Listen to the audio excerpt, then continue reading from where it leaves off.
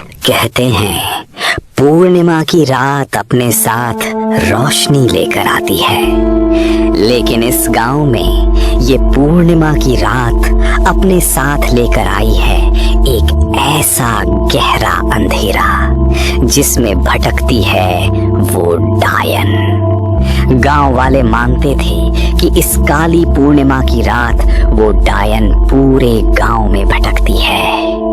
सोनू, सभी गांव वालों को सचेत कर दिया है ना? याद रखना, आज रात गांव का कोई भी आदमी घर के बाहर भटकना नहीं चाहिए।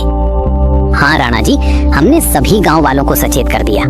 आज कोई भी भूल कर भी अपने घर से बाहर नहीं निकलेगा। आप निश्चिंत रहिए। राणा जी, वो डायन गांव में भटकेगी तो जरूर, लेकिन किसी को ले जा नहीं पाएगी। अरे सोनू, शायद आपको पता नहीं है, वो डायन लोगों को रात के अंधेरे में अपने छलावे में फंसाती है, और जब तक तुम्हें उसके छलावे के बारे में पता चलता है तब तक बहुत देर हो चुकी होती है। इसलिए गांव वालों को सचेत करना बहुत जरूरी है। ठीक है राणा जी, हम गांव वालों को आज ठीक से सचेत कर देंगे कि रात में कोई भी घर से बाहर ना निकले, चाहे कितना भी जरूरी काम क्यों ना हो। और सुनो, ये रात के 7 बजे से पहले होना चाहिए, क्योंकि 7 बजे के बाद उस डायन की आहट गांव में आने लगती है, और गांव में सभी घरों के आगे दिए जले रहने चाहिए, ताकि डायन का साया गांव की किसी भी घर पर ना पड़े।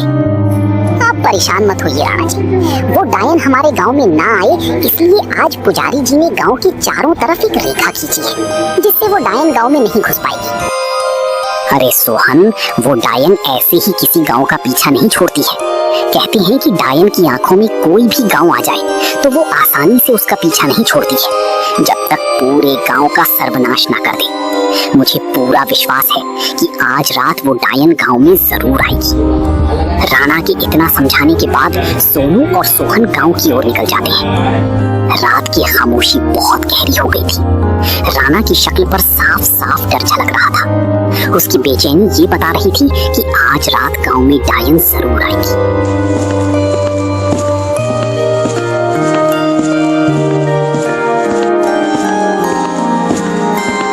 गांव के एक पुराने घर में साहिल और विजय अपनी दादी के साथ बैठे हुए थे।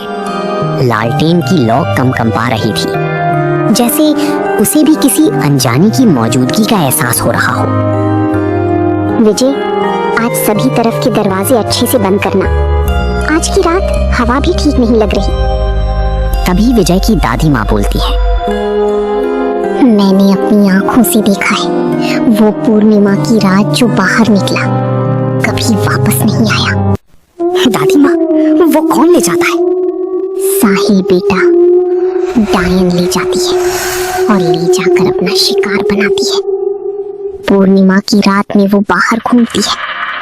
उसकी आवाज में माँ जैसी मिठास होती है और चेहरा आम महिला जैसा ही होता है। पर दादी माँ, लोग पहचानते कैसे नहीं? क्योंकि सामने से वो इंसान ही दिखती है, बल्कि वो इंसानों की तरह ही बात करती है। वो लोगों को अपने छलावे में फंसाती है, और जो इंसान छलावे में फंस जाता है फिर उसे उस अंधेरे में ले जाती है जहाँ से लौटना मुमकिन नहीं है। विजय, क्या दादी माँ, ये डायन वायन सब बनी बनाई कहानियाँ हैं। वैसे भी आज के जमाने में कौन मानता है? वैसे भी ये सब अंधविश्वास ही है। गांव के लोग इन चीजों पर विश्वास करते हैं, मेरे जैसे पढ़े लिखे नहीं। दादी माँ, बेटा, हर कहानी झूठी नहीं होती है। कुछ कहानियाँ आंखों देखी होती है, और मैंने अपनी आंखों से गांव के लोगों को गायब होती हुई देखा था। जिसने भी पूर्णिमा की रात में घर से बाहर कदम रखा वो गांव वालों को दोबारा नहीं दिखा। विजय, अरे दादी माँ, ये भी तो हो सकता है कि वो किसी दूसरी वजह से गांव छोड़कर चले गए हो। जरूरी थोड़ी है कि उन्हें डायन ने ही मारा हो। ठीक है बेटा, पर याद रखना, भूल कर भी अपने कमरे का दरवाजा मत खोलना। चाहे कोई भी मदद के लिए बुलाए, बिल्कुल भी मत जाना। फिर से बोल रही हूँ, कोई भी मदद के लिए बुलाए, बिल्कुल भी मत जाना। विजय, क्या दादी माँ, आप भी हर जगह अपनी कहानी लेकर बैठ जाती हो। अब मैं सोने के लिए जा रहा हूँ। विजय को इन बातों पर तनिक भी विश्वास नहीं था, पर आज रात विजय के साथ कुछ ऐसा होने वाला था जो उसे कभी भूल नहीं पाएगा। गांव के पुजारी की चेतावनी के बाद सभी गांव वाले अपने घरों के सामने दिए जला रहे थे। तभी आदित्य बोला, काका, आज हवा कुछ ज्यादा ही भारी लग रही है, जैसे गांव सांस रोक के बैठा हो। काका ने एक लंबी सांस लेकर बोला। हाँ, जब हवा बिना किसी कारण के चलने लगे ना बेटा, समझ लेना कुछ आ रहा होता है। पर काका, लोग कह रहे हैं कि आज रात उस डायन का साया फिर से दिखेगा। लोग नहीं कहते हैं, जिन्होंने उसे देखा है वही कहते हैं।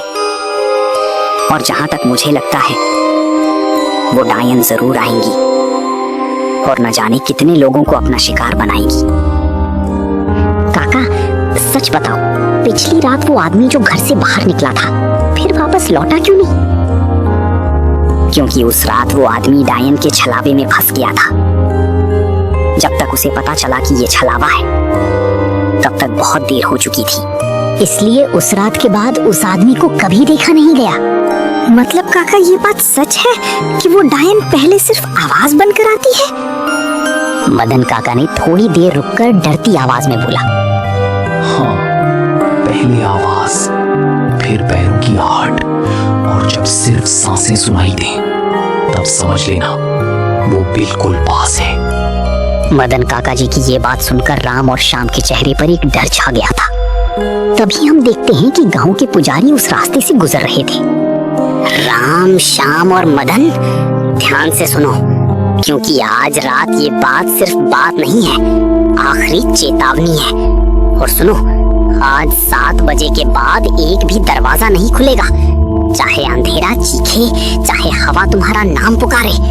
अगर तुम्हारी माँ भी दरवाजे के बाहर खड़ी हो तो भी दरवाजा मत खोलना। अगर तुम्हारी पत्नी रोती हुई बुलाए तो भी मत जाना। लेकिन क्यों पुजारी जी? अगर हमारी माँ और पत्नी हमें मदद के लिए पुकारे और हम ना जाएं? क्योंकि जो आवाज तुम सुनोगे वो उनकी नहीं होगी, वो उसकी होगी। रात के तकरीबन 7 बजने को आ गए थे, लेकिन शबनम दादी की चाय की दुकान अब भी खुली थी। अरे ओ रोहन, तनिक मरने का शौक है कि रात के 7 बजने को आ गए हैं? चल अपने घर की ओर रवाना हो जल्दी। अरे ओ बुढ़िया, ये सब पुरानी कहानी है, सिर्फ लोगों को डराने के लिए, और मैं इन चीजों से वैसे भी डरता नहीं हूँ। रोहन, तेरा दिमाग तो ठीक है ना? तुझे पता नहीं है क्या, जब रवि उस रात बाहर था तो उसके साथ क्या हुआ था? तू तब भी ऐसी बात कर रहा है? अरे क्या बुढ़िया, क्या पता रवि किसी और कारण से गायब हुआ हो। क्या तुमने अपनी आंखों से देखा था क्या? सब झूठ है। अगर वो डायन सच में है तो वो मुझे क्यों नहीं दिखी? वो दूसरों को ही क्यों उठा के ले गई? मेरे सामने आके दिखाना। जिस दिन वो डायन सीधा तेरे ऊपर आएगी तभी तुझे समझ आएगा कि दुनिया में कुछ ऐसे भी राज होते हैं जो सिर्फ मौत की खामोशी के साथ खुलते हैं, और फिर तुम्हें कोई नहीं बचा पाएगा। वो तो डायन के मिलने के बाद पता चलेगा ना बुढ़िया, और ऐसा कभी होगा ही नहीं कि वो डायन मेरे सामने आए। बहुत हो गया रोहन तेरा, 7 बजने ही वाले हैं। अगर इतना ही शौक है तो आज रात घर से बाहर रहकर देखना, लेकिन उससे पहले तू यहाँ से निकल जा, अगर जान प्यारी हो तो। ठीक है बुढ़िया, मैं चला अब अपने घर की ओर। रोहन को गांव वालों की बातों पर भरोसा नहीं था, वो इन बातों को झूठ मानता था। रात अब गहरी हो चुकी थी, चारों तरफ अंधेरा छा चुका था। उस डायन की आहट गांव में आने लगी थी। इतने में हम देखते हैं कि विजय कुछ सोच रहा था। लोग तो उस डायन के छलावे पर अंधा विश्वास करते आए हैं, पर आज लगता है मुझे खुद घर से बाहर निकलना होगा। सच क्या है ये जानना जरूरी है। कैसी दिखती है वो डायन जिसका नाम ही सिर्फ सबके खून को जमा देता है?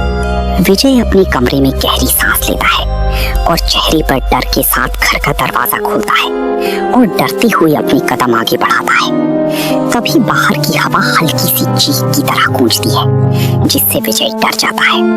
विजय देखता है कि गांव बिल्कुल शांत पड़ा है, मानो किसी का इंतजार कर रहा हो। चारों तरफ काला अंधेरा फैला हुआ था।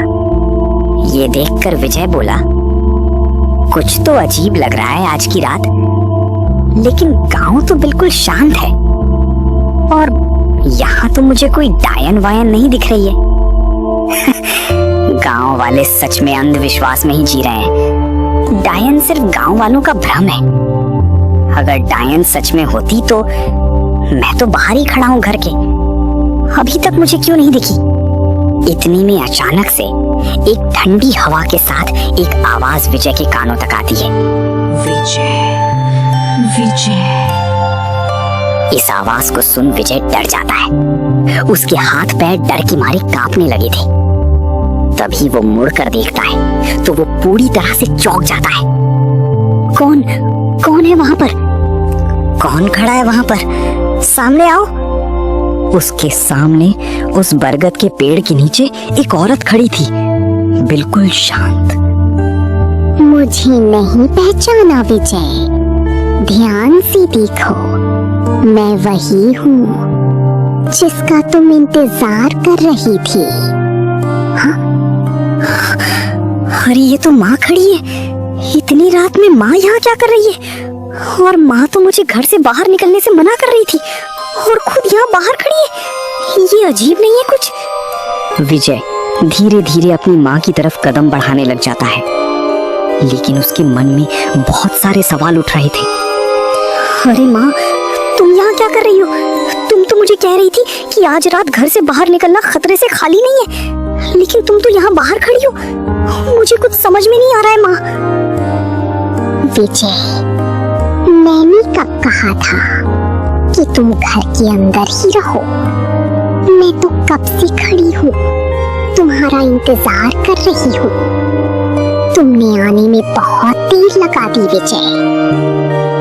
लेकिन माँ, तुम यहाँ मेरा इंतजार क्यों कर रही हो इतनी रात में यहाँ बरगद के पेड़ के नीचे?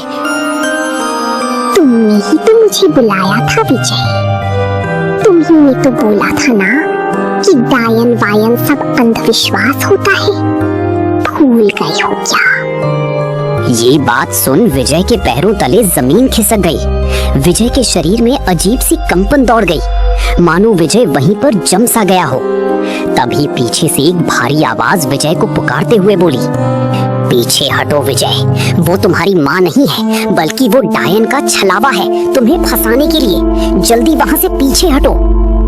ये आवाज किसी और की नहीं थी बल्कि गांव के पुजारी की थी। उनकी आंखों में अलग तरह का तेज चमक रहा था।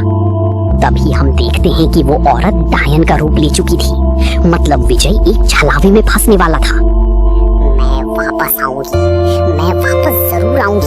किसी को भी नहीं छोड़ूंगी। तुम सब मरोगी, मैं वापस जरूर आऊंगी।